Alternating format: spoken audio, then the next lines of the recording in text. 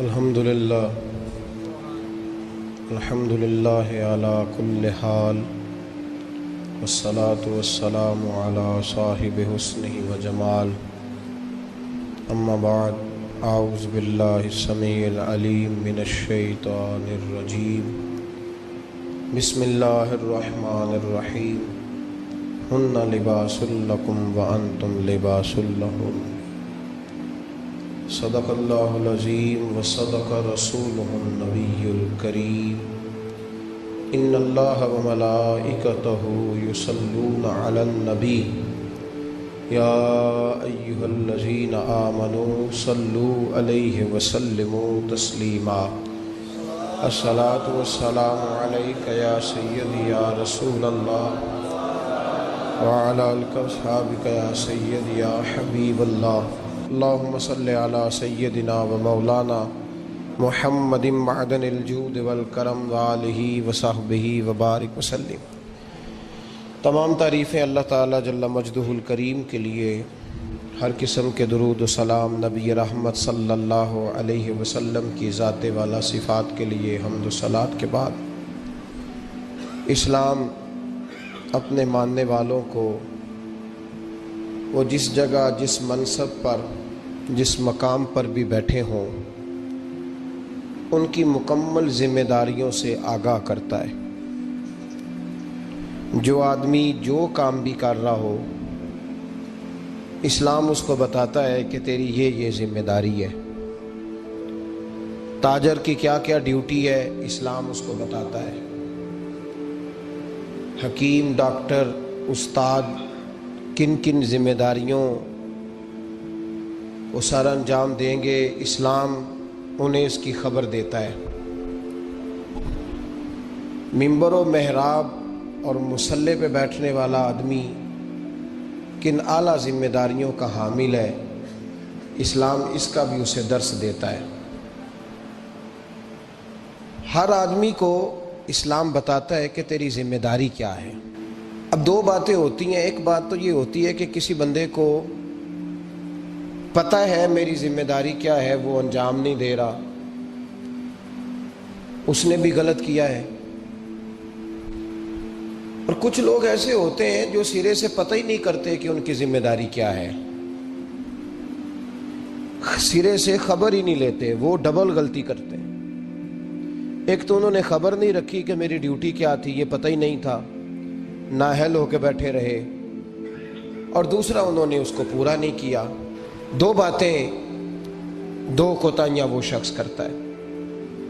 ہمارے ہاں ایک بہت بڑا طبقہ تو ایسا ہے جس کو سرے سے یہی نہیں پتا کہ اس کی ذمہ داری کیا ہے۔ وہ سنی سنائی باتیں یا جو شعبے کا بندہ ہی نہیں، اس سے درس لے کے، بھئی ایک آدمی ڈرائیونگ سیکھنے جا رہا ہے اور وہ ویلڈنگ والے سے سبق پڑھ رہا ہے، تو اس کو ڈرائیونگ نہیں آ سکتی، اس نے سبق اسی سے لینا ہے جو اس شعبے کا ماہر ہے۔ جو میاں بیوی کے حقوق کا عنوان آج رکھا گیا ہے، تو لوگ شادی کے موقع پر بچے اپنے دوستوں سے مشورے کرتے ہیں۔ اب جس آدمی کا جس طرح کا ذہن ہوتا ہے، وہ اس طرح کا مشورہ دیتا ہے اس کو۔ ایک شخص ڈکٹیٹر مزاج ہوتا ہے، کسی شخص کے ساتھ اس کی بنتی نہیں، وہ ڈنڈے کے زور پہ کام کرنے کا عادی ہوتا ہے، تو اگر ایسے شخص سے آپ مشورہ لیں گے تو وہ آپ کو کہے گا ڈنڈا اٹھا لو، اور بیوی بچے بات نہ مانے تو سارا دن ان کی پٹائی کرتے رہو۔ اب آپ نے مشورہ ہی ایسے بندے سے لیا ہے جو طبیعت ہی اس کی اس طرح کی تھی۔ کچھ لوگ یہ سمجھتے ہیں کہ بس مست رہنا چاہیے، بال بچے جو بھی کرتے ہیں ان کو کرتے رہنے دو۔ ایسے آدمی سے آپ مشورہ کریں گے تو آپ کو کہے گا یار تیری روٹی پکتی ہے نا، تو دھیان سے کھانا کھا، چھوڑ موج کر، جو ان کے نصیبوں میں ہوگا انہیں مل جائے گا۔ تو ہم لوگ نااہل آدمی سے مشورہ کرتے ہیں۔ آپ کسی بھی منصب پر جب فائز ہوتے ہیں، کوئی بھی آپ کو اللہ عہدہ عطا کرتا ہے، تو آپ سب سے پہلے دیکھیں کہ اس کے بارے میں میرا رب کیا فرماتا ہے اور رب کے محبوب کیا ارشاد فرماتے ہیں صلی اللہ تعالی علیہ وسلم۔ ان کی قرآن و سنت کی روشنی میں آپ اپنے معاملات کو ترتیب دیں گے. قرآن و سنت کی پہلی بات تو یہ ہے کہ میاں بیوی یہ سمجھتے نہیں کہ ہماری ذمہ داری کیا ہے. دوسری بات یہ ہے کہ جو لوگ مشورہ دے کے بھیجتے ہیں وہ پہلے سے مشورہ اس طرح کا دیتے ہیں کہ وہ مشورہ خوفناک ہوتا ہے. جو بچی گھر میں کام نہیں نہ کرتی تو اس کے گھر والے اس کو کہتے ہیں چل کوئی نہیں، بات ساس کے پاس جائے گی تو لگ پتہ جائے گا. یعنی اس کی پہلے سے ذہن سازی کی جاتی ہے کہ ساس کسی خوفناک چیز کا نام ہے، ساس کسی ایسی بلا کو کہتے ہیں جو کاٹ کھاتی ہے. پہلے سے ہی اس کو یہ بتایا جاتا ہے. تو جو بچہ شادی شدہ نہیں ہوتا تو اس کے گھر والے بھی اس کو کہتے ہیں کہ شادی ہوگی تو لگ پتہ جائے گا. تو اس کا پہلے سے ذہن بنا دیا جاتا ہے کہ شادی کے بعد تو بیگم نہیں لے کے آئے گا، تو اللہ معاف کرے کوئی ایسی سزا اکٹھی کر کے لائے گا جو تجھے لٹکا کے رکھے گی ہمیشہ. تو پہلے سے ہی ذہن غلط دیا جاتا ہے، سوچ غلط دی جاتی ہے. تو میرے بھائی یاد رکھیں، سمجھیں بات کو، ہمارے معاشرے کے اندر اصل فکر جو ہے نا وہ نہیں دی جاتی، اصل سوچ سے آگاہ نہیں کیا جاتا. قرآن مجید نے حقوق مقرر کیے، بیوی کے بھی اور اس کے خامن کے بھی. سمجھ آ رہی ہے میری بات کی؟ اب دیکھیں، پہلی بات تو یہ ہے کہ ہمارے ہاں ہم یہ سوچنے کو اور یہ پوچھنے کو تیار ہی نہیں، شادیاں ہو گئیں، وقت گزر گیا، پتہ ہی نہیں میاں بیوی کے حقوق کیا ہیں. اس کے بعد اگلی بات یہ ہے کہ جس کو پتہ چل جاتا ہے نا، ایک تیسرا پہلو بھی ہے، اس کو سمجھ لیں. تمہید کے طور پر بات عرض کر رہا ہوں. ہمارے زمانے میں لوگ حقوق دینے کے قائل نہیں، حقوق بولیے دینے کے قائل. آج تک سب حقوق لینے کے لیے احتجاج کرتے ہیں، اللہ کرے کو دینے کے لیے بھی احتجاج شروع کر دے. یہ احتجاج ہوتا ہی نہیں کہ میں نے حقوق دینے ہیں، احتجاج یہ ہے کہ میں نے حقوق. اچھا، اب میاں صاحب کو حدیثیں سنائی جاتی ہیں، جب تو وہ گھر جا کے وہ والی حدیثیں سناتے ہیں جن میں خامند کی شان ہوتی ہے، خامند کی. اور بی بی نے بھی وہ کلپ نکال کے رکھا ہوتا ہے جس کے اندر سارے حقوق ہی عورتوں کے بتا دیے جاتے ہیں. وہ بھی اخبار کا وہ ٹکڑا سنبھال کے رکھتی ہے جس ٹکڑے پہ لکھا ہوتا ہے کہ اسلام عورت کو بڑے حقوق عطا کرتا ہے. تو تین باتوں کا خیال کریں. سب سے پہلے تو میرے بھائی اس بات کا خیال کریں کہ ہم نے حقوق سیکھنے ہیں انشاءاللہ تعالی، اور اس کے بعد دوسرا اس بات کا خیال کریں کہ حقوق سیکھ کر ان پر عمل کرنے کی کوشش کرنی ہے. اور تیسرا یہ بھی خیال فرمائیں ہمیشہ کہ مانگنے والا بھکاری ہوتا ہے، دینے والا سخی ہوتا ہے. تو حقوق مانگتے نہ پھریں، حقوق دینے کی کوشش کریں. جو حقوق دینے والے ہیں وہ سخی ہوتے ہیں. پتہ نہیں آپ کو سمجھ آئی ہے میرے جملے کی کہ نہیں آئی؟ حقوق دینے والے، مانگنے والے تو بھکاری بن کے نہ پھریں کہ میرا حق مجھے دے دو، بلکہ سخی بن کے پھرو کہ میری خیر صلاح ہے. آؤ جس نے حق لینا ہے میں سب کے حقوق ادا کرنے کو تیار ہوں. سخی بن کے وقت گزاریں، بھکاریوں کی طرح نہیں گزاریں. قرآن مجید فرقان حمید نے میاں بیوی کا جو رشتہ بیان کیا ہے نا، اور اس رشتے کو آپ سمجھیں جو قرآن پاک نے میاں بیوی کا رشتہ بیان کیا. کہن لباس لکم وانتم لباس لہن. فرمایا بیویاں تمہارا لباس ہیں اور تم ان کا لباس ہو. وہ تمہارا لباس ہے اور تم. اللہ اکبر، کیسا خوبصورت لفظ قرآن پاک نے. ہن لباس لکم وانتم لباس لہن. فرمایا وہ تمہارا لباس ہے اور تم. سمجھ آ رہی ہے نا جی بات کی؟ وہ تمہارا لباس ہے اور تم ان کا لباس ہو. تین خوبیاں تو ہر لباس میں ہوتی ہیں.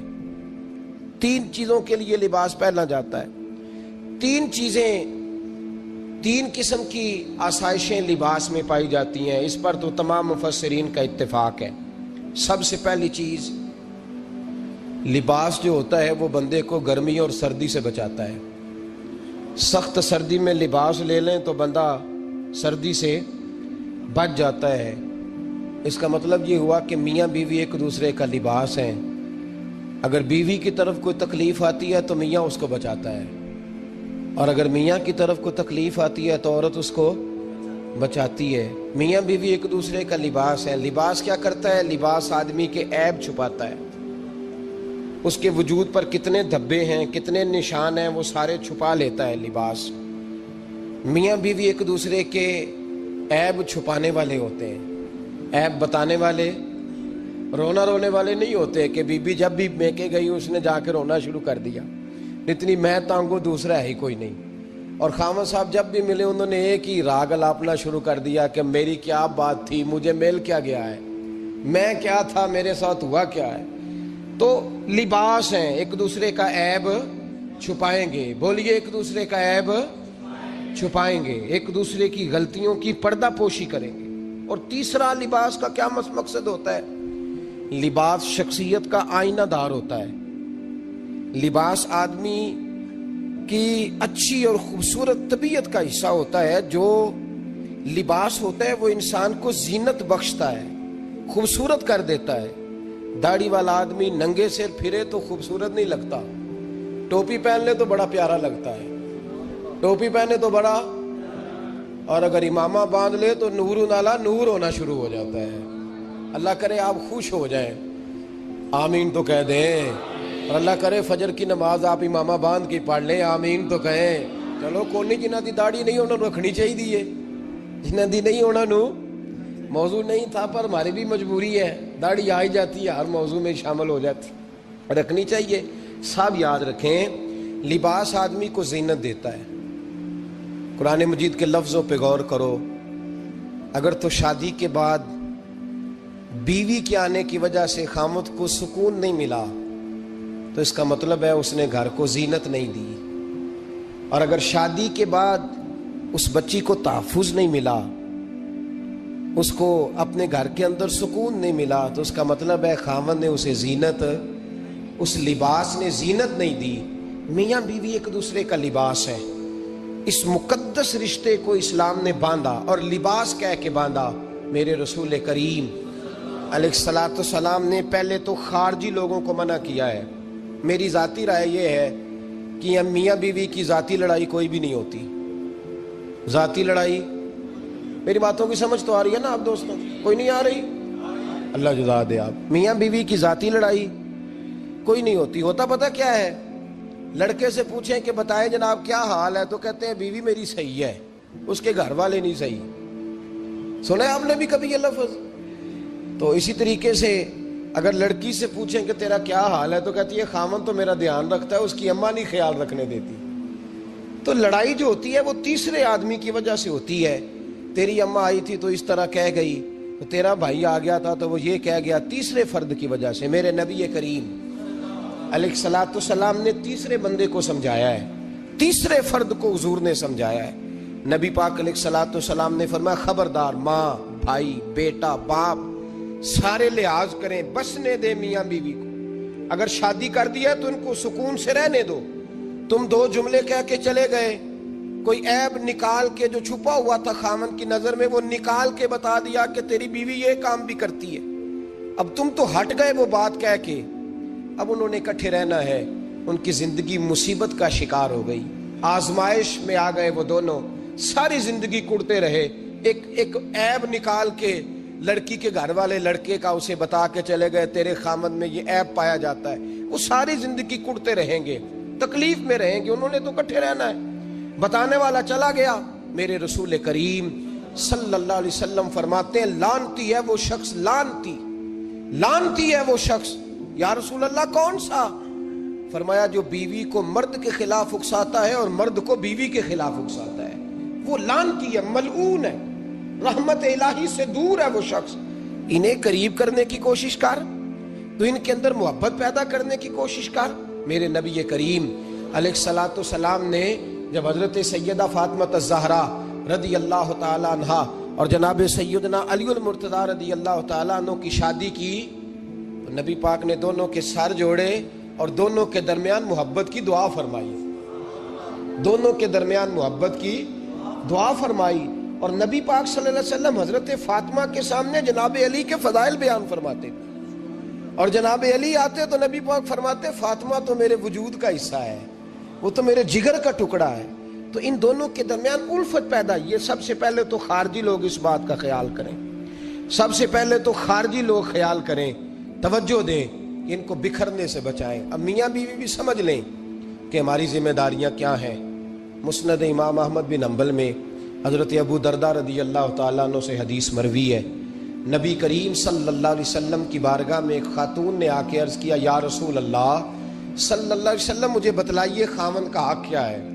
یہ جو حدیث سنانے لگا ہوں نا، یہ بیٹی کو سنانی ہے، جا کے یہ ٹیلی فون کر کے بہن کو سنانی ہے، صرف بیوی کو سنانے کی نہیں ہوتی یہ چیزیں۔ یہ حدیث بیٹی کو سمجھائیں، بہن کو سمجھائیں، ان لوگوں کو سمجھائیں، تاکہ اور یہ یاد رکھیں خاوند کے حقوق اگر بچی کے گھر والے اسے سکھائیں نا تو اس کی سمجھ میں جلدی آ جائیں گے، اور بیوی کے حقوق اگر خاوند کے گھر والے اس کو سمجھائیں تو اس کی سمجھ میں بات جلدی آئے گی، وہ خیر خواہ سمجھتے ہیں اپنے رشتہ داروں۔ یہ والی حدیثیں ان لوگوں کو سنانی چاہیے جن لوگوں کا بچہ ہے یا بچی ہے، متعلقہ آدمی حقوق بیان کرے۔ جب متبادل چیز کسی کے سامنے آتی ہے تو وہ کئی دفعہ سمجھتے ہیں کہ خلوص اس میں پورا نہیں پایا جاتا۔ حضرت ابو درداء رضی اللہ تعالیٰ عنہ فرماتے ہیں، ایک خاتون حضور کی بارگاہ میں آئی، عرض کرنے لگی، یا رسول اللہ صلی اللہ علیہ وسلم میں نکاح کرنا چاہتی ہوں، شادی کرنا چاہتی ہوں، مجھے بتلائیے خاوند کا حق کیا ہے؟ اگر تو میں ادا کر سکتی ہوں تو میں نکاح کروں، ورنہ میں اس کام سے بچوں۔ میرے نبی کریم علیہ الصلوۃ والسلام نے فرمایا، بی بی اگر خاوند کے ناک سے رینٹ نکلے، ریشہ نکلے، پیپ بہے اس کی ناک سے، اور بی بی اپنی زبان سے وہ صاف کر دے تو پھر بھی اس کا حق ادا نہیں ہوتا۔ حضرت ابو درداء کہتے ہیں، آنکھ کھول کے اس عورت نے دیکھا تو میرے نبی پاک نے اگلے جملے ارشاد فرمائے، حضور نے فرمایا تو ان باتوں میں حیرت کر رہی ہے، میں اگر خدا کے علاوہ کسی کو سجدے کا حکم دیتا تو میں عورت کو کہتا اپنے خاوند کو سجدہ کرے، میں اس کو کہتا یہ کام کرے۔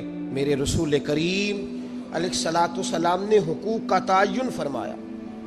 تعین فرمایا، اور نبی کریم صلی اللہ علیہ وسلم نے فرمایا، جو عورت اس حال میں مر گئی، اس حال میں دنیا سے گئی کہ اس کا خاوند اس سے راضی تھا، اس کا شوہر اس سے راضی تھا، اس کا گھر والا اس سے مطمئن تھا، تو میرے نبی پاک فرماتے ہیں جب دنیا سے جائے گی تو رب کریم جنت کا دروازہ کھول کے فوراً ہی جنت میں داخل فرما دے گا، اس کو بغیر روک ٹوک جنت دے دی جائے گی۔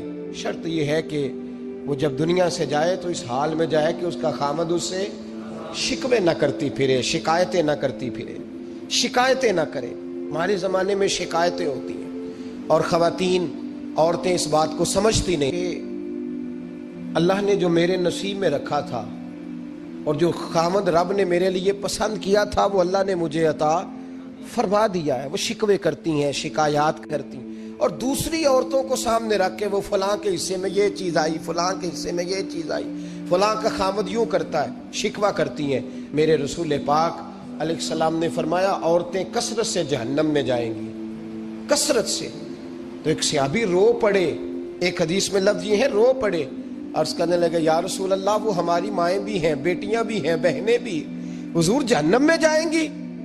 نبی پاک صلی اللہ علیہ وسلم نے فرمایا، ایک تو وہ عیب جوئی کرتی ہیں، غیبتیں کرتی ہیں، دوسرا رب کا شکر ادا نہیں کرتی، اور تیسرا فرمایا اپنے خاوند کا بھی شکریہ ادا نہیں کرتی، بات بات پہ ناشکری کرتی ہیں، بات بات پہ ناشکری کرتی، اس سبب سے جہنم میں جائیں گے۔ عورت کے حقوق کا تعین فرمایا، اور ساتھ ہی میرے رسول پاک علیہ السلام نے مرد کی طرف توجہ فرمائی، اور کیا خوبصورت لفظ ارشاد فرمایا تم میں ہر آدمی اپنے آپ کو اچھا سمجھتا اور اچھا کہتا ہے، ہر آدمی کہتا ہے، لیکن کوئی اگر مجھے آ کے پوچھے گا کہ محبوب آپ کی امت میں اچھا کون ہے، تو حضور فرماتے ہیں میں اسے اچھا سمجھوں گا جو اپنے گھر والوں کے حق میں اچھا ہے، جو اپنی بیوی، خیرکم لأہلہ، تم میں سے بہترین وہ ہے جو اپنے گھر والوں کے لیے اچھا ہے۔ اور فرمایا جاؤ میرے گھر جا کے پوچھ لو، وانا خیرکم لأہلی، میں تم سب سے زیادہ بڑھ کر اپنے گھر والوں کے لیے اچھا ہوں، تم میں بہترین وہ ہے جو اپنے گھر والوں کے لیے، بال بچوں کے لیے، بیوی کے لیے اچھا ہے۔ رسول کریم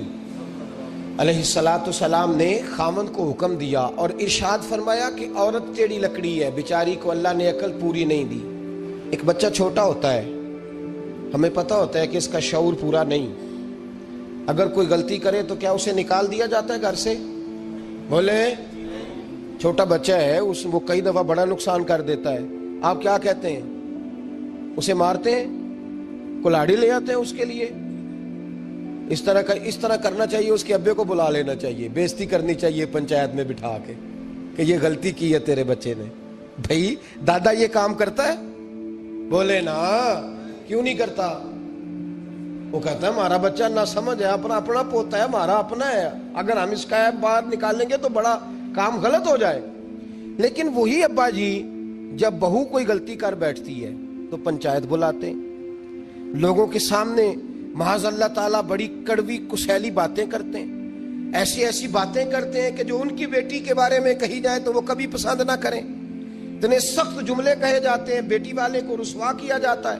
میرے نبی کریم علیہ الصلوۃ والسلام نے فرمایا یہ ٹیڑھی لکڑی ہے, بیچاری کو اللہ تبارک و تعالیٰ نے اپنی حکمت کے تحت عقل عادی عطا فرمائی ہے. تم اگر چاہو گے سیدھی کرنا تو یہ ٹوٹ جائے گی, سیدھی نہیں ہوگی. حضور کیا کریں؟ فرمایا اس کے ساتھ گزارا کرو, اللہ تمہیں اجر عطا فرمائے گا. اس کے ساتھ وقت گزارو, اللہ تمہیں اس کا. یہ ذہن بنانا چاہیے خاوند کو کہ یہ, اور خاوند کی ذمہ داری ہے. اعلیٰ حضرت رحمۃ اللہ علیہ نے فتاوی رضویہ کی 24ویں جلد میں بالتفصیل لکھا ہے. آپ فرماتے ہیں خاوند کی ذمہ داری ہے عورت کو کپڑا فراہم کرنا, روٹی فراہم کرنا, رہنے کے لیے گھر دینا, نان نفقے کا خیال کرنا. اور آپ فرماتے ہیں اگر وہ مطالبہ کرے تو ہفتے میں ایک دن اس کے ماں باپ سے ملانے بھی لے جا سکتا ہے. ہفتے میں, جی کوئی نہیں بول دے تسی, ہفتے نہیں, یہ نہیں صحیح لفظ, ہر ہفتے اے سوکھ ہے. کدوں ملان کرنا ہے؟ پاوے نہ بولو, گل جڑی سچی ہو تے سچی ہے. ملان کدوں لے جانا ہے؟ اچھا اپنی اماں نو روز ملتا ہے سویرے شام, تے وہ کہندی مینوں بھی اماں نو ملا لیا, تے کہندا روز نہیں جائیدا. تو تم ہی نہ ملا اپنی اماں نو روز. بھائی دیکھیں نا, اعلیٰ حضرت فرماتے ہیں ہفتے میں ایک دفعہ ماں باپ سے بولے. بیٹی کا پیار ماں باپ سے زیادہ ہوتا ہے کہ بیٹے کا؟ تو سارے انہوں پتا ہے, یعنی تسی گھٹ کر دے ہو نا تاں بیٹی دا نام لیا جے. صحیح بات کر رہا ہوں. تو جس کا پیار زیادہ ہے اس کو روک دیا, کہتے نہیں روز نہیں جائیدا, سال بعد جائیں. بلکہ ان تے اللہ خیر کرے, اللہ پاک فضل کرے. داماد صاحب کی عزت ہی نہیں نہ ہوتی, اس کو آنکھوں پہ بھی اٹھائے تو کہتے تیرے گھر دے میری عزت نہیں کرتے. پتہ نہیں ہن تو عزت بھائیا کیڑی شے دا نام رکھیا ہے, وہ کیڑی ہے جڑی تینوں چاہیے ہے, اللہ ہی بہتر جانتا ہے. عزت نہیں کرتے تو لہذا میرا پروٹوکول نہیں, پھول لے کے کھڑے نہیں ہوتے گلی میں, وہ باہر نہیں نکلتے, وہ اشتہار نہیں چھاپتے کہ داماد صاحب آ رہے ہیں. اور ویسے بھی میں کہاں جاؤں, مطلب یہ کہ چپس بھی نہیں ہے, انہوں نے سنگ مرمر بھی نہیں لگوایا ہوا, تو میں کیسے جاؤں, میری شان کے خلاف. اعلیٰ حضرت فرماتے ہیں ہر ہفتے وہ بیٹی جو ہے, تو بیٹیاں ہوتی ہیں. اور یہ تو اس دن پتہ چلتا ہے نا جب اپنی بیٹی بندہ ڈولی میں ڈالتا ہے, پھر پتہ چلتا ہے کہ دل کرتا ہے ہر ہفتے اس کو ملنے کو, دل کرتا ہے کہ وہ آئے, چہرہ دکھائے, ایک دفعہ مل جائے, ہر ہفتے اس کو ملوانے لے کے جائے, اس کی غلطیاں معاف کرے, اس کے عیبوں پہ پردہ ڈالے, اس کی کوتاہیوں کا خیال کرے, اس سے درگزر کرے. میرے نبی کریم صلی اللہ علیہ وسلم نے فرمایا میں اپنی امت کو حکم دیتا ہوں کہ اپنی بیوی سے بغض نہ پالنا, بغض نہ پیدا کرنا. کوئی غلطی کرے تو بغض نہ پیدا کرنا, بغض نہ رکھ لینا سینے میں کہ تو ہے ہی ایسی, تو ہے ہی, بغض نہ پالنا. اور کیا خوبصورت لفظ ہیں حضرت خدیجہ الکبریٰ کے سرتاج کے, اور کیا لفظ ہیں جناب سیدہ آمنہ کے لال کے. میرے نبی پاک فرمانے لگے اگر تمہیں اپنی بیوی کی کوئی عادت ناپسند ہے تو غور کر لو, ڈھونڈ لو, اس میں ایسی بھی عادت تمہیں ضرور مل جائے گی جو تمہیں بڑی پسند ہوگی.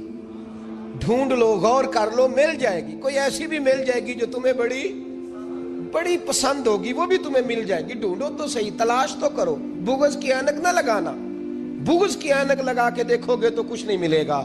نبی رحمت سید عالم صلی اللہ علیہ وسلم, پہلی بات یہ ہے کہ اللہ کے حبیب نے تعین فرمایا, اور پھر عملی طور پر حضور نے وہ چیزیں کر کے دکھائیں. حضرت سیدہ طیبہ طاہرہ جناب فاطمہ کو نبی پاک نے رخصت فرمایا.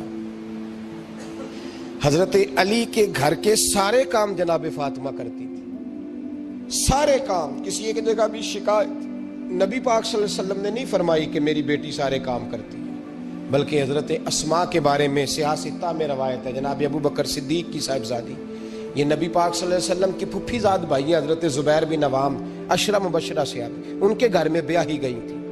حضرت جناب اسما کہتی ہے میں مالدار باپ کے گھر سے گئی تھی، امیر باپ تھے جناب صدیق اکبر، میں تاجر باپ کے گھر سے گئی تھی، لیکن زبیر بن عوام کے گھر میں گئی تو فرماتی ہے مجھے ان کے اونٹوں کو چارہ بھی ڈالنا پڑتا تھا، مجھے گھر کے سارے کام کرنے پڑتے تھے۔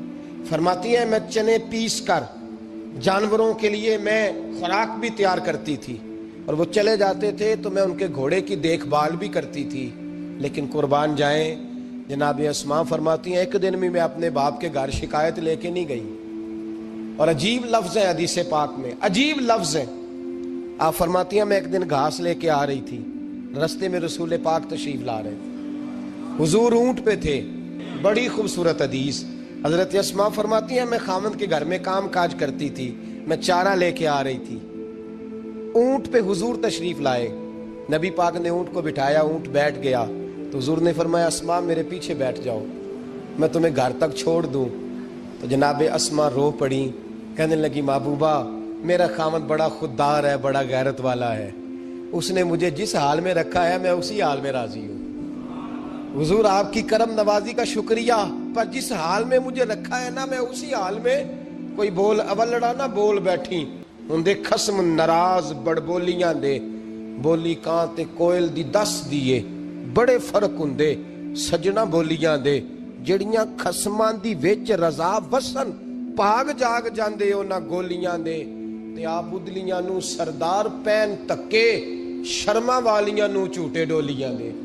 فرمایا جس حال میں میرے خامد نے، اور امام غزالی حدیث لائے ہیں، ایک خامد گھر سے نکلا ہے تو بیوی کو کہہ گیا ہے جب تک میں واپس نہ لوٹوں گھر سے نہ نکلنا، 2 گلیاں چھوڑ کے والد رہتے ہیں، 2 گلیاں چھوڑ کے بیوی نبی کریم صلی اللہ علیہ وسلم کی بارگاہ میں پیغام بھیجتی ہے، کہتی ہے خامد حکم دے گیا تھا میری بغیر اجازت گھر سے نہ نکلنا۔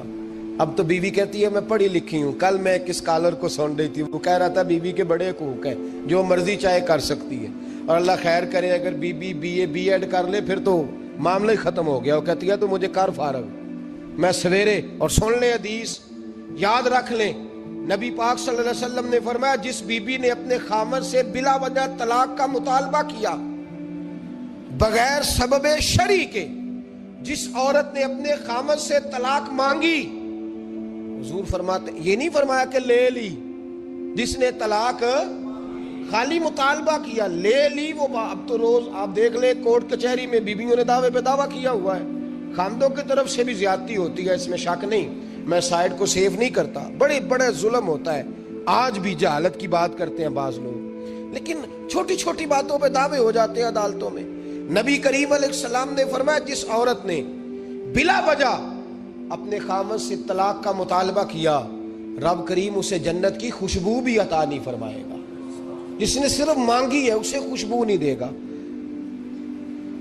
خامد جہاد پہ چلا گیا، کسی سفر پہ چلے گئے، کہہ گئے میری اجازت کے بغیر گھر سے نہ نکلنا، والد بیمار ہو گئے، خاتون حضور کی بارگاہ میں پیغام بھیجتی ہے، کہتی ہے یا رسول اللہ خامد حکم دے گیا تھا گھر سے نہ نکلنا، والد بیمار ہے، کیا حکم ہے؟ نبی پاک نے فرمایا چاہے تو جا سکتی ہے، پر خامد کی اطاعت کرے گی تو اس کے لیے زیادہ بہتر ہو جائے گا۔ 2-4 دن کے بعد پھر پیغام بھیجتی ہے، کہتی ہے محبوبہ باپ شدید بیمار ہے، حکم کیا ہے؟ نبی پاک علیہ الصلوۃ والسلام نے فرمایا چاہے تو جا سکتی ہے، کیونکہ حضور شارع ہے نا، مختار ہے شرعی معاملات میں، کسی کو چاہے تو کسی چیز کی بھی اجازت عطا فرما سکتے ہیں۔ فرمایا میں اجازت دیتا ہوں جا سکتی ہے، پر خامد کی اطاعت میں رہے گی تو اس کے لیے بہتر۔ حد ہو گئی بھائیو، حد ہو گئی۔ عرض کرتی ہے حضور باپ انتقال کر گیا ہے، باپ انتقال کر گیا، بیٹی ہوں کیا کروں، رہ نہیں سکتی۔ حضور نے فرمایا میں اجازت دیتا ہوں چلی جائے، پر خامند کی فرما برداری کرے گی تو بہتر ہو جائے گا۔ صحابہ کہتے ہیں پہلے وہ پیغام بھیجتی تھی، جب باپ کا انتقال ہوا تو اس شام مصطفیٰ نے پیغام بھیجا، فرمایا پتہ کرو گئی تو نہیں، پتہ کرو گئی تو نہیں۔ صحابی نے واپس آ کے عرض کی حضور کوئی نہیں گئی۔ فرمایا جاؤ اسے جا کے میری طرف سے خوشخبری دے دو کہ تو نے اپنے خامند کی فرما برداری کی ہے، رب کریم نے تجھے بھی بخش دیا ہے، تیرے باپ کی بھی بخشش فرما دی ہے، تیرے اس عمل نے تیرے باپ کی بخشش کا سبب بنا دیا ہے۔ میرے بھائی جڑیاں خسماں دی وچ رضا وسن بھاگ جاگ جاندے ہو نہ گولیاں دے ان کو. اور یہ تعلیم میں نے کہا بیٹی کو دینے والی, یہ بہن کو بتانے والا مسئلہ, یہ اپنے گھر کے اندر ترویج کرنے والا دین ہے. میرے نبی کریم علیہ الصلوۃ والسلام نے حکم دیا, ارشاد فرمایا کہ یوں کریں. اور عورتوں کو نبی پاک نے تاکید فرمائی, فرمایا تم مجھے گارنٹی دو کہ 5 نمازیں پڑھو گی, روزے رکھو گی, شرعی پردے کی حفاظت کرو گی اور اپنے خامند کی فرما برداری کرو گی. تم 4 باتوں کی گارنٹی دو, میں اللہ کا رسول ہو کے تمہیں جنت کی گارنٹی عطا کرتا ہوں. اور یہ بھی یاد رکھیں, جس گھر میں میاں بیوی کا سلوک نہیں ہوتا وہ گھر سارا تباہ ہو جاتا ہے, وہ سارا گھر اذیت کا شکار رہتا ہے. اور آپ کو پتہ ہے سب سے زیادہ نقصان کس کا ہوتا ہے؟ اس گھر کے بچوں کا. وہ بچے ٹوٹ پھوٹ کا شکار ہوتے ہیں, انہیں سمجھ نہیں آتی کہ باپ کی طرف جائیں کہ ماں کی طرف جائیں. جس گھر کے اندر میاں بیوی کا سلوک نہیں ہوتا, جس گھر کے اندر میاں بیوی میں محبت نہیں ہوتی, ان دونوں کے درمیان جب پیار ہوتا ہے, ان دونوں کے درمیان جب محبت ہوتی ہے, ہمارے ہاں تو ایک دوسرے کے رشتہ داروں کی طرف دیکھنا ہی لوگ پسند نہیں کرتے. میرے نبی کریم علیہ السلام کا کمال یہ تھا کہ جناب ختیجہ کے وہ بچے جو پہلے شوہر سے تھے, ایک دفعہ وہ بچے وہ کلمہ پڑھ گئے, مسلمان ہوئے. حضرت ختیجہ کا وہ بیٹا جو پہلے شوہر سے تھا, حضرت ختیجہ کے بھائی نہیں, بہنیں نہیں, بیٹا جو پہلے شوہر سے ہے, ایک دن وہ بیٹا آیا. حضرت عائشہ صدیقہ فرماتی ہے حضور حجرے میں تھے, بچہ باہر بولا, نبی پاک کے کانوں میں آواز گئی تو حضور فرمانے لگے او ہو یہ تو ختیجہ کا بیٹا آ گیا ہے, تو میرا بیٹا آ گیا ہے. فرماتی ہیں دوڑ کے حضور گئے, گلے سے لگایا, پیار کیا, محبت فرمائی نبی پاک صلی اللہ علیہ وسلم. تو اللہ کے رسول صلی اللہ علیہ وسلم تو زوجہ کے گھر والوں کے ساتھ, بلکہ کنز المال میں حدیث ہے, حضرت عائشہ صدیقہ رضی اللہ تعالیٰ عنہ فرماتی ہیں دوپہر کو حضور قیلولہ فرماتے تھے, آرام کرتے تھے. اس وقت میں اکثر صحابہ ملنے نہیں آیا کرتے تھے, پتہ ہوتا تھا یہ محبوب کے آرام کا وقت ہے. ایک دن ایک بوڑھی بی بی ملنے آ گئی, اور بی بی جب آئی تو بغیر وقت کے آ گئی. جناب عائشہ فرماتی ہیں کہ میں نے کہا کہ یہ شاید جانتی نہیں, بہرحال آ گئی ہے. تو کہتے ہیں وہ خاتون آئی تو نبی پاک صلی اللہ علیہ وسلم کا چہرہ کھل اٹھا اسے دیکھ کے. حضور نے بڑا زیادہ وقت عطا کیا, دیر تک بیٹھے, اس کی باتیں سنتے رہے, محبت کے ساتھ جواب دیتے رہے. جب فارغ ہو گئی تو اس نے کہا حضور میں جاؤں؟ نبی پاک نے فرمایا ٹھہر جاؤ. حضور نے کتنے تحفے تیار کیے, غلام کی ڈیوٹی لگائی, گھر تک پہنچائے. حضرت عائشہ صدیقہ فرماتی ہیں نبی کریم صلی اللہ علیہ وسلم لیٹ گئے. میرے دل میں خیال آیا حضور آرام کر رہے ہیں, رات کو جب واپس آئیں گے عشاء کے بعد تو پوچھوں گی یہ عورت کون ہے. لیکن جب میں اٹھ کے نبی پاک کے قریب گئی تو اللہ کے رسول تو بیدار ہیں. تو میں نے فوراً کہا, میں نے کہا یا رسول اللہ صلی اللہ علیہ وسلم جتنا وقت آپ نے اس خاتون کو دیا ہے میں نے کبھی کسی کو دیتے دیکھا نہیں. یہ آئی بھی اس وقت میں جس میں روٹین سے صحابہ تشریف نہیں لاتے, اور پھر آپ نے بڑا انفرادی وقت دیا اس کو, بڑا اہم وقت دیا. کون تھی یہ عورت؟ تو حضرت عائشہ کہتی ہیں محبوب کی آنکھوں میں آنسو آ گئے. میں نے کہا یا رسول اللہ میں نے کوئی ایسی بات کر دی کہ آپ کو تکلیف پہنچی, میں معافی چاہتی ہوں, کون تھی؟ تو نبی پاک نے فرمایا نہیں عائشہ یہ کوئی عام بی بی نہیں, یہ میری پہلی زوجہ جناب ختیجہ کی سہیلی تھی. فرمایا یہ مکے میں اکثر ختیجہ کے پاس آیا کرتی تھی, ختیجہ اسے وقت دیتی تھی, تحفے دیتی تھی, اس کے پاس بیٹھتی. میں نے وہ سارا آج ختیجہ کا عمل دہرایا ہے, اور میں نے ختیجہ کی اس یاد کو تازہ کیا. حسن العہد من الایمان, فرمایا رشتہ اچھے طریقے سے نبھانا یہ بھی ایمان کا حصہ ہے, یہ بھی ایمان کا حصہ ہے. میں نے اس عہد کو, اس پیمان کو, اس محبت کو اچھے طریقے سے نبھایا. میرے نبی کریم علیہ السلام نے عورت کے بارے میں, اس کے حقوق کے بارے میں یہ تعین فرمایا. خامند کو کہا کہ وہ اس بات کا خیال کرے عورتیں اطاعت والا کام کریں اور خامند شفقت والا کام کرے. اور شفقت وہیں ہوتی ہے جہاں کوئی غلطی ہوتی ہے, درگزر وہیں ہوتا ہے جہاں کوئی کوتاہی. عورت اطاعت کرے, فرما برداری کرے, اس کو حکم ہے. خامند درگزر کرے, شفقت کرے, اور کوئی کوتاہی دیکھے, کوئی غلطی دیکھے, اس پر پردہ پوشی کرنے کی کوشش کرے. یاد رکھیں اعلیٰ حضرت فاضل بریلوی رحمۃ اللہ علیہ فرماتے ہیں جو مردان خدا ہیں, جو اللہ کے بندے ہیں, جو مردان خدا ہیں فرمایا ان کا طریقہ تو یہ ہے کہ وہ اپنے گھر والوں کی بڑی بڑی غلطیاں معاف کرتے ہیں، بڑی بڑی کوتاہیاں، بڑی بڑی۔ حضرت ابو الحسن رحمت اللہ تعالی علیہ، جناب ابو الحسن خرقانی بہت بڑے درویش صوفی گزرے اور صاحب بصیرت اور زندہ اور بیدار مغز صوفی تھے، صرف ہو والے صوفی نہیں تھے۔ ان کو خبر ہی نہیں کہ معاشرے میں میں کھٹکتا ہوں دل عالم میں کانٹے کی طرح، اور تو فقط اللہ ہو اللہ ہو اللہ ہو۔ حضرت ابو الحسن خرقانی خانقاہ بھی آباد کرتے تھے، اور معاشرے میں کبھی ظلم ہوتا تھا تو بادشاہوں کا جا کے حقہ پانی بھی بند فرما دیا کرتے تھے۔ بڑے بیدار مغز اور بیدار ذہن صوفی تھے۔ حضرت بایزید بسطامی رحمۃ اللہ علیہ کے سجادہ تھے، اور محمود غزنوی آپ کا مرید تھا۔ اب بہت صاحب بصیرت بادشاہ ہوا ہے، وہ آپ کا خدمت گزار تو حاضر ہوتا تھا۔ محمود غزنوی کہتے ہیں جب میں پہلے دن گیا تو بابا جی مجھے اٹھ کے نہیں ملے، بیٹھے بیٹھے سلام کیا، واپس آنے لگا تو مجھے چھوڑنے آئے میری سواری تک۔ تو میں نے کہا حضرت جی جب آیا تھا تو پوچھا بھی نہیں اور اب چھوڑنے آ گئے۔ تو فرمانے لگے جب تو آیا تھا تیرے اندر تکبر تھا، تو کہتا تھا مولوی بادشاہوں کو اٹھ کے ملتے ہیں اس لیے نہیں ملا، اور اب تو سوچ رہا ہے کہ نہیں سارے مولوی ایک طرح کے نہیں ہوتے، اس لیے میں تیری عزت دینا تیرے لیے ضروری سمجھا ہے، اس لیے تجھے چھوڑنے آیا ہوں۔ حضرت ابو الحسن بڑے صاحب بصیرت آدمی۔ ایک آدمی یمن سے آیا کئی 100 کلومیٹر کا سفر طے کر کے ملنے، اس نے دروازے پہ دستک دی، حضرت کے گھر کے دروازے، بادشاہ کے پیر ہیں۔ اندر سے بی بی صاحبہ بولی کون ہے دروازے پہ؟ فرمایا میں یمن سے آیا ہوں یا مصر سے آیا ہوں، بڑی دور سے ملاقات کرنی ہے۔ حضرت صاحب کدھر ہیں؟ تو بی بی کہنے لگی تجھے بھی کوئی کام نہیں جس طرح اسے کوئی کام نہیں، تو بھی فارغ ہے اس کی طرح، بس یہی اللہ ہو اللہ ہو، یہی ڈیوٹی ہے تیری بھی۔ میں نے کہا یار اتنا بڑا صوفی اور گھر میں اس کا کیا حال ہے، ایک وہ بات کرنے والی۔ تو میں نے کہا جناب حضرت کدھر ہیں؟ تو کہنے لگی وہ کوئی جنگل میں بیٹھا اللہ اللہ کر رہا ہوگا، نہ بچوں کی فکر نہ گھر بار کی فکر، مسئلوں سے بھی پیٹ بھرتے ہیں کبھی، ادھر بیٹھا ہوگا، جا ملنا ہے تو تو بھی چلا جا، دوبارہ دروازے پہ دستک نہ دینا خبردار۔ کہتے ہیں میرے وہ جو میں ایک ذائچہ بنا کے آیا تھا نا اللہ کے ولی کا، وہ میرا سارا ہی ٹوٹ گیا۔ میں نے کہا کچھ نہیں یار، جس کا گھر حال نہیں تو باہر کیا ہوگا، اندر ہی کوئی طبیعت نہیں۔ لوگ فٹافٹ اعتراض کرتے ہیں، کہتے ہیں صاحب فلاں بندے کو نہیں صحیح کر سکے تو، حالانکہ یہ بات اور ہے، یہ پہلو اور ہے۔ نوح علیہ السلام کی بیوی اگر کافر رہ جائے، بیٹا اگر غیر مسلم رہ جائے تو یہ حکمت الہی ہوتی ہے، یہ اللہ پاک کی حکمت ہوتی ہے، حکمت ہوتی ہے۔ اس میں پیغمبر کی تبلیغ میں کوئی اعتراض نہیں کیا جا سکتا۔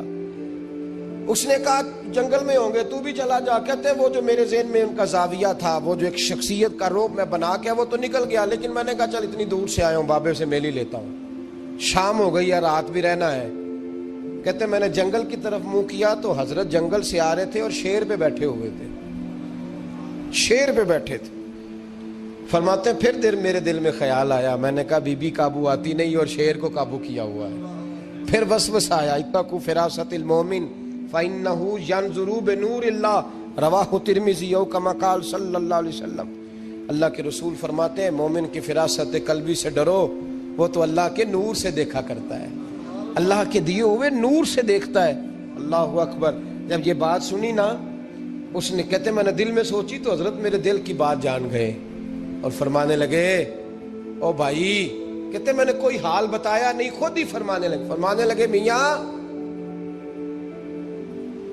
اس کے اندر صرف ایک ہی غلطی ہے کہ وہ زبان کی ٹھیک نہیں، بستر کی بڑی پاک ہے، نظر کی بڑی پاک ہے، کردار کی بڑی اچھی ہے، میرے بچوں کو پالتی ہے، بس زبان کی ذرا ٹھیک نہیں۔ اور فرمانے لگے میں اس نتیجے پہ پہنچا ہوں اگر میں نے اسے نکال دیا تو اور کوئی رکھے گا نہیں، بیچاری زندگی ساری پریشانی میں گزار دے گی، اور پھر اگلے لفظ کہے تو حد ہو گئی۔ فرمانے لگے میں اس بد زبان سے حسن سلوک کرتا ہوں، اللہ نے یہ بے زبان مخلوق میری فرما بردار بنا دی ہے۔ فرمایا یہ میرے وظیفوں چلوں عبادتوں سے نہیں آیا شعر، یہ اس بد زبان سے حسن سلوک کرتا ہوں تو رب نے یہ بے زبان مخلوق میری۔ اب یہ گنجائش، یہ حکم خامن کے لیے ہے، یہ تقریر سن کے بی بی نہ کہہ دے کہ میں نے بد زبان ہونا ہے، تو آپ فرما برداری کریں میری۔ تو یہ جس کے لیے بات ہو اسی تک رہے، خامند کو حکم ہے کہ اگر کوئی کوتاہی ہے تو اس کوتاہی کی پردہ پوشی کرے. گھر جو ہوتا ہے نا، گھر کچھ چیزیں اجازت نہیں دے رہی میری کہ میں کچھ اور بات آپ سے کروں، کچھ آپ کو نیند بھی آ رہی ہے. دیکھیں، پورا وجود سلامت ہو اور اندر روح نہ ہو تو بندہ زندہ رہ سکتا ہے؟ جڑے نہیں بولے انہیں رہ لینا میرا خیال ہے. وجود ہو سارا سلامت ہے لیکن روح سلامت، بندہ بچ جائے گا؟ بولے نا یار، جنہیں نیند آ رہی ہو بولو. نہیں نہ رہ سکتا. پورے گھر میں ہر شے ہو، ذمہ داری سے بات کر رہا ہوں، پورے گھر میں ہر شے موجود ہو، اگر گھر میں دین نہ ہو تو گھر چلتا نہیں چل سکتا. جس گھر میں نماز نہ ہو وہ گھر نہیں چلتا، جس میں قرآن پاک نہ ہو وہ گھر. اس لیے کہ دین روح ہے. دین اگر گھر میں دین نہیں تو گھر چل سکتا؟ سن لے حدیث پاک ترمذی شریف کی، نبی کریم علیہ الصلوۃ والسلام. یہ بھی حق ہے، یہ آخری بات اس عنوان پہ سنیں، یہ حق آخری ہے، اس کو بھی سمجھیں. ترمذی شریف میں نبی پاک علیہ السلام نے فرمایا، دعا دی حضور نے. نبی پاک فرماتے ہیں اللہ اس بی بی کو جزائے خیر دے، اللہ اس پہ رحم فرمائے جو سویرے اپنے خامد کو نماز کے لیے جگاتی ہے اور اگر نہ اٹھے تو پانی ڈال کے جگاتی ہے. اور فرمایا اللہ اس خامد پر رحم کرے جو سویرے اپنی بیوی کو نماز کے لیے جگاتا ہے اور اگر نہ اٹھے تو پانی ڈال کے جگاتا ہے. رحم کرے. سب سے زیادہ حق میاں بیوی کا ایک دوسرے کا ساتھ یہ ہے کہ انہیں دیندار بنائیں. دین کی جس بات کا خامد کو پتہ ہے، اعلیٰ حضرت نے لکھا ہے کہ خامد کی ذمہ داری ہے بیوی کو تعلیم دینا، یہ اس کی ڈیوٹی ہے پردے کا پابند کرانا. اس کی ذمہ داری ہے کہ اسے قرآن و سنت کے جو احکام پتہ ہے اپنی بیوی کو سکھائے، اس کو بتلائے، اس کو سمجھائے. ذمہ داری ہے اس کی. فرمایا اللہ اس پہ رحم کرے. ذمہ داری ہے ایک دوسرے کو مذہب سے آشنا کریں، پیار کے ساتھ محبت کے ساتھ قائل کریں. خامد بڑی باتوں میں روٹھ جاتا ہے، اگر کبھی اس بات پہ بھی روٹھ جائے کہ آج نہیں روٹی کھانی تیرے ہاتھ کی، انہیں نماز ہی نہیں پڑھی تو آج نہیں میں نے تیرے ساتھ کوئی بات کرنی اس لیے کہ تیری آواز گلی میں نے سنائی دی ہے مجھے، تو خامد کو چاہیے کہ اسے دینداری سکھائے. عورت کو بھی چاہیے کہ وہ کہے صاحب تھوڑی روٹی کھا لینی ہے لیکن مہربانی کریں حلال رزق لے کے آئے، مجھے زیادہ کپڑوں کی ضرورت نہیں، میں پرانے پہ گزارا کر لوں گی لیکن میرے بچوں کے حلق سے ہرا نہیں گزرنا چاہیے کہ دینداری ایک دوسرے کو سکھائیں، ایک دوسرے کو. حضرت سلطان باہو کا نام تو سنا ہوگا آپ حضرات، الحمدللہ کافی لوگوں نے سنا ہوگا. حضرت سلطان باہو رحمۃ اللہ علیہ کے جو والد تھے ان کا نام تھا حضرت بازید. جاگیردار تھے، دنیا دار تھے، بہت بڑے مالدار تھے. فرماتے مذہب کی طرف میرا رجحان نہیں تھا. چوتھی شادی کی بی بی راستی کے ساتھ. بی بی صاحبہ بڑی نیک تھی. بی بی صاحبہ کہتی ہیں میرا دل کرتا تھا میرا خامد بھی نمازی ہو جائے، اور عام دنیا دار نہیں تھے، 7 جاگیروں کے مالک تھے. بڑا مشکل ہوتا ہے پیران نظام کے آستانوں پہ غریب لوگ رہ گئے ہیں، جڑا 4 جماعتیں پڑھ جائے یا پیسے آ جائیں انہوں نے تو کسی پیر دی لوڑ ہی کوئی نہیں. اور اگر بندہ مالدار ہو تو کئی پیروں دے آپ مرید ہوندے نے، وہ کہتے ہیں مینوں آپ کنے پیر سلوٹ کر دیں. ایک صاحب نے میری ایک دفعہ افطاری کی تو کہنے لگے آپ کی افطاری ہے. اس جگہ ایک اجتماع سے میں نے بیان بھی کرنا تھا تو واپسی پہ ان کے ہاں انہوں نے مجھے فوٹویں دکھانی شروع کر دی. اب یہ بھی ایک مسئلہ ہے نا، کیا کہتے ہیں اس کو، سیلفی. جی بڑے بڑے سیانے بندے ساری دیہڑی یہی کام کر دے رہے اور کم ہی کوئی نہیں سرے. تو وہ مجھے تصویریں دکھانے لگے، اے پیر صاحب دی بھی میں دعوت کیتی، اے پیر صاحب دی بھی میں دعوت کیتی، اے پیر صاحب دی بھی میں دعوت کیتی، اے پیر صاحب دی بھی میں دعوت. 14-15 پیر مجھے گنوا دیے. تو کھانے تو بعد مینوں کہنے لگے کہ تسی دوبارہ کدو آؤ گے. میں کہا جدو تسی 200 بندے نو میرا بھی نام دس لو گے ادو آ جائیں گے. اب مالدار آدمی ہے نا، تو بعد میں مجھے ایک دفعہ انہوں نے فون کیا. میں کہا وہ بڑے بڑے پیران دی اس لسٹ میں اپنا نام نہیں شامل کرانا چاہتا. میں نے تو نہ چھوٹیاں جی رہن دے بھائی، ہم بچتے ہیں اس کام سے، بچتے ہیں ایسے آدمی سے. وہ کسی درویش نے کہا تھا جس کی ہر بات میں پوشیدہ ہو نشتر کی چبھن، ایسے ہر صاحب احسان سے ڈر لگتا ہے. بچنا چاہیے. تو مالداروں کے تو آپ بڑے مرید ہوتے ہیں، کئی پیر حاضریاں دیتے پھرتے ہیں، کئی مولوی دستے نگر ہوتے ہیں معاذ اللہ، اللہ خودداری اور عزت نفس عطا کرے، آمین تو کہہ دیجئے، دینداری کے اللہ توفیق عطا فرمائے۔ تو بہت بڑے جاگیردار تھے حضرت سلطان باہو رحمت اللہ علیہ کے والد۔ بی بی شہبہ کہتی ہے نمازی بنانا تھا خاوند کو۔ کس کو؟ کس نے؟ بولے، کس نے نمازی بنانا ہے؟ اور بیوی کو کس نے بنانا ہے؟ پکی گل نے نہیں؟ میں کونسلر صاحب نو میں کیا ماشاءاللہ جیت گئے ہو؟ کہندے ہاں جی۔ میں کہندے جی کوئی حکم ہوئے تو میں دسو۔ میں کہ حکم ہے کہ تسی اپنے ہلکے دے بندیاں دی ڈیوٹی لانی، کیڑا کیڑا نماز حاضری لانی ہے، کیڑا کیڑا نماز پڑھنا ہوندا ہے تے کیڑا کیڑا نہیں ہوندا۔ کہنے لگے بڑے سیانے نکلے ہو، پہلا مینوں ہی وسیتے واڑ چھڑیا جی، میں جاؤں گا تے دوجیاں دی حاضری لاں گا نا۔ تو خاوند نمازی بنائے گا بیوی کو تو اس سے پہلے خود بنے گا تو بنائے گا نا جی۔ جی تو اگر خاوند کہہ دے تو پڑھیا کر، میرے پیچھے نہ لگی تو کہنی جنی کو تو پڑھنی اونی میں پڑھنی ہے نا۔ تو آج میں ایک دوست کو کہہ رہا تھا بچے وہ کام نہیں کرتے جو آپ کہتے ہیں، اور میں نے جمعے میں بھی کہا تھا بچے وہ کرتے ہیں جو ہمارا عمل دیکھ کے بچے چلتے ہیں، صرف بات پہ عمل نہیں کرتے۔ بی بی راستی کہتی ہے میں نے ٹھان لی کہ میں نے اس جگیردار کو، وڈیرے کو، اس موٹے بڑے چودھری کو میں نے نمازی بنانا اور بنا کے دکھانا ہے نمازی۔ بی بی صاحبہ کہتی ہیں کہ وہ جس خاتون کی بھی باری ہوتی تھی، 4 بیویاں ہوتی تھیں، وہ اس کا حق ادا کرتے تو بعد میں اپنی خوابگاہ میں جا کے آرام کرتے۔ ان کا جو خادم تھا ملازم، وہ رات کو دودھ کا پیالہ انہیں دینے جاتا تھا، سونے سے پہلے ان کے پاس دودھ کا پیالہ پہنچتا تھا۔ تو بی بی صاحبہ کہتی ہیں میں نے رات کو ملازم سے کہا دودھ دینے تو نہیں جائے گا، میں جاؤں گی۔ کہ میں آدھی رات کو دودھ کا پیالہ لے کے حاضر ہوئی۔ تو کیسے آئی؟ میں نے کہا بی بی ہوں، آ گئی ہوں، تو اب مہربانی کریں۔ میں نے کہا اگر اجازت دیں تو آپ کے پیر نہ دبا دوں؟ چل دبا دے۔ بی بی کہتی ہیں پیر دباتے دباتے میں نے کہا اگر اجازت دیں تو صبح نماز کے لیے جگا دوں؟ یہ نماز کی تبلیغ ہو رہی ہے۔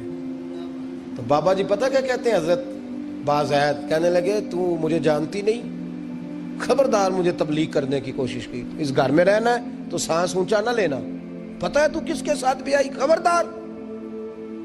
کہتے میں چپ کر کے آ گئی۔ اگلے دن پھر دودھ لے کے پہنچ گئی تو انہوں نے آنکھ کھول کے دیکھا میری طرف، پھر آ گئی ہے۔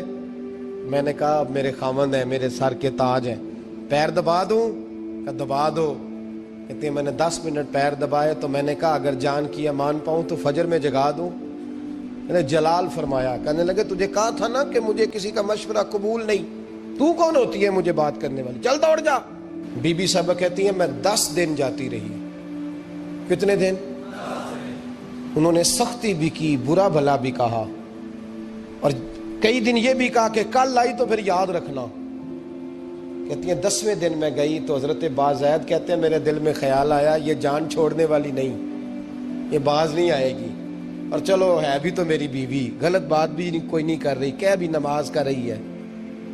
کہنے لگے اگر میں سویرے اٹھ جاؤں تو پھر دوبارہ تو نہیں آئے گی، تو دوبارہ تو نہیں آئے گی۔ یہ دیکھیں میاں بیوی کا آپس میں رشتہ، سویرے اگر میں اٹھ جاؤں نماز کے لیے تیرے کہنے میں تو میری جان چھوڑ دے گی تو؟ بی بی صاحبہ کہنے لگی میں دوبارہ نہیں آؤں گی، آپ مہربانی کریں سویرے اٹھ جائیں۔ کہنے لگے چل تو میری بیوی ہے، ایک بار مان لیتا ہوں تیری بات، سویرے جگا دینا۔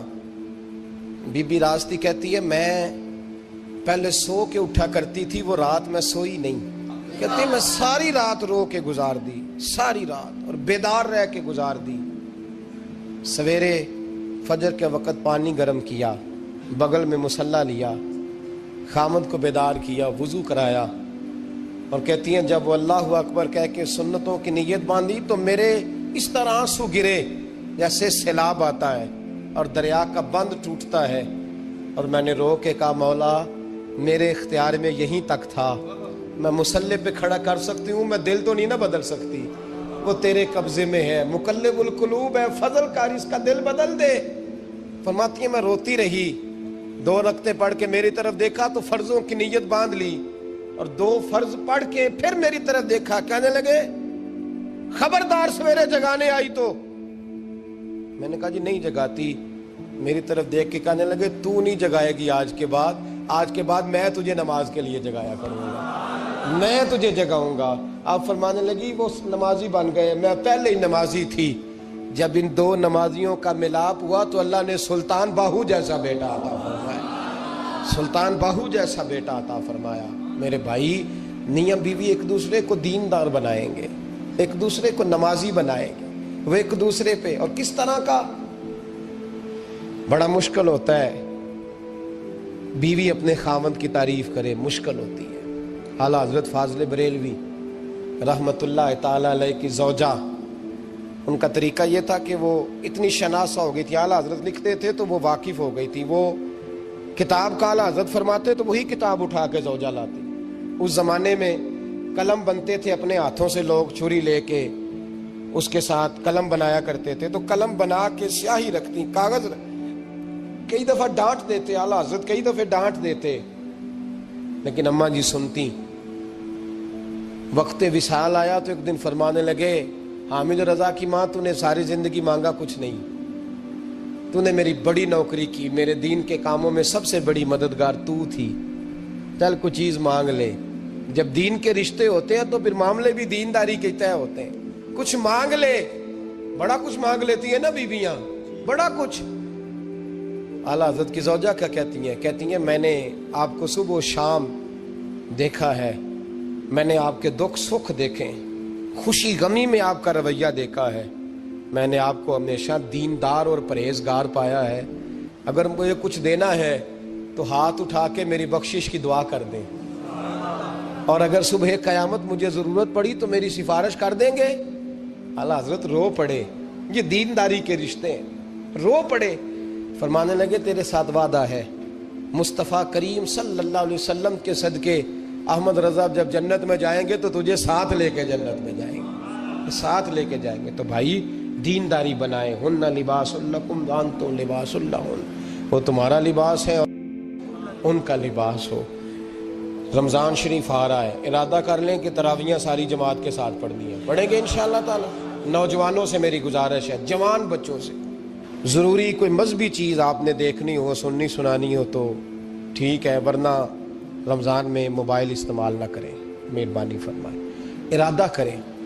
اگر کبھی مجبوری بن جائے نا تو ہسپتالوں میں بھی 2-2 گھنٹے بندے کو ایک ٹانگ پہ کھڑے ہونے پڑ جاتا ہے، پاسپورٹ کے دفتر لوگ کھڑے رہتے ہیں، شناختی کارڈ کے دفتر کھڑے رہتے ہیں۔ ارادہ کرو قرآن پاک سننے کا، اور مسجد میں حاضر ہو کے با جماعت 20 تراویحیں پوری پڑھو، اور عشاء سے پہلے آؤ، سنتیں ادا کر کے مسجد میں نماز پڑھو۔ روزہ کوئی شیطانی وسوسہ قریب نہ آنے دو، روزے رکھنے ہیں اور انشاءاللہ رکھنے ہیں، پورے رکھنے۔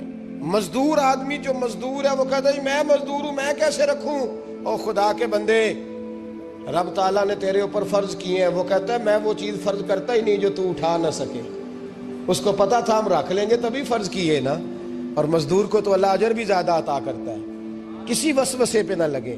اور قرآن، یہ 2 باتیں ہو گئی، روزہ اور تراویح، اور تیسرا دن کے 2 حصے کریں، جو وقت بچ جائے اس کے 2 حصے کریں، آدھے حصے میں قرآن پاک پڑھنا ہے اور آدھے حصے میں درود و سلام پڑھنا ہے، یہ وظیفے پکے کر لیں۔ اور جو لوگ غریبوں کی مدد کرتے ہیں، مسکینوں کی، یتیموں کی، ان سے میری گزارش ہے کہ وہ مہربانی کریں تو 1 رمضان کو لوگوں کے ساتھ تعاون کریں۔ کس تاریخ کو جی؟ بولے قاری صاحب نے سوٹ کتنے دین دے ہو جی، تاکہ کوئی درزی سی کے نہ دے وے، ایک ادھر پاہ نہ لے وے سوٹ، مولوی بھی نواں، یہ ساڈا مولوی یہ تے پرانے دی چنگا لگتا ہے، اور پہلے دے میاں یہ کام بھی پہلے کریں تاکہ وہ سلا لیں اور سلا کے پہن لیں۔ میری باتوں کی سمجھ آ رہی ہے آپ حضرات کو؟ غریب کے ساتھ، مسکین کے ساتھ، جس کے ساتھ بھی کو تعاون کرنا ہے وہ پہلے کریں، پہلے اپنے بچوں کو کپڑے بعد میں، اور غریبوں کے بچوں کو پہلے، تاکہ وہ شریک ہو، رمضان میں شریک ہو، کسی کو سودا تو پہلے دیں، جو پہلے کرنے کے کام ہیں ان کو پہلے کریں، مہربانی فرمائیں۔ رمضان کی نیت کریں، ارادہ کریں، اپنے اندر ذوق پیدا کریں۔ میں نے اپنے دوستوں کو کل سبق دیا ہے کہ کام مجبوری سے بھی ہو جاتا ہے اور شوق سے بھی، لیکن مجبوری سے کرنے سے مزہ نہیں آتا، شوق سے کریں تو مزہ ہی آ جاتا ہے، مزہ نہیں مزہ ہی آ جاتا ہے۔ تو کام کریں گے، لطف آئے گا آپ کو روزے رکھنے کا، عبادت کرنے کا، لیکن لطف کے ساتھ کریں، اپنے اوپر بوجھ بنا کے نہ کریں، پھر آپ کو ذائقہ نصیب ہوگا۔ اللہ سمجھنے کی توفیق عطا فرمائے۔ آخر دعوانا ان الحمدللہ۔